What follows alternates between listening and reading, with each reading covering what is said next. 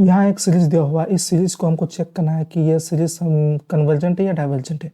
तो इस सीरीज का सबसे पहले हम ये लिखते हैं कि जो न्यूमरेटर है 3, 4, 5, 6, 7, ये क्या है एपी में है।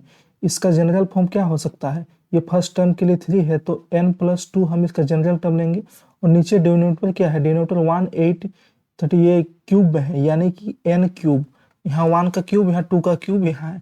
तो इसके लिए हम एक टेस्ट यूज कर सकते हैं, कंपैरिजन टेस्ट। कंपैरिजन टेस्ट में हमको एक ऐसा वीएन टर्म लेना होता है जिससे हम कंपैरिजन करते हैं। फिर जो वीएन लेंगे उसको हम पी टेस्ट से कंपैरिजन कर सकते हैं कि वो कैसा है, कन्वर्जेंट या डाइवर्जेंट है।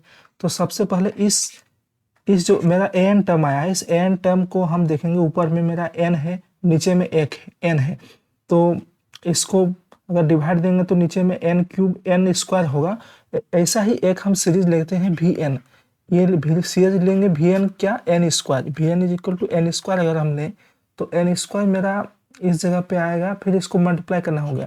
You n divided by v n करेंगे, limit n tends to infinity. यहाँ पर यू एन क्या है, n+2 by n cube into v n होगा, यानी कि डिवाइडेड बाय वी एन होगा तो 1/n square, 1 by divided by 1 bye square, यानी कि n स्क्वायर बचेगा। तो यहाँ पर n क्यूब में क्या बनेगा, ये बन जाएगा n+2 बाई n, ठीक है। Limit n tends to infinity. अगर n से ऊपर नीचे डिवाइड देंगे तो 1+2 बाई n बाई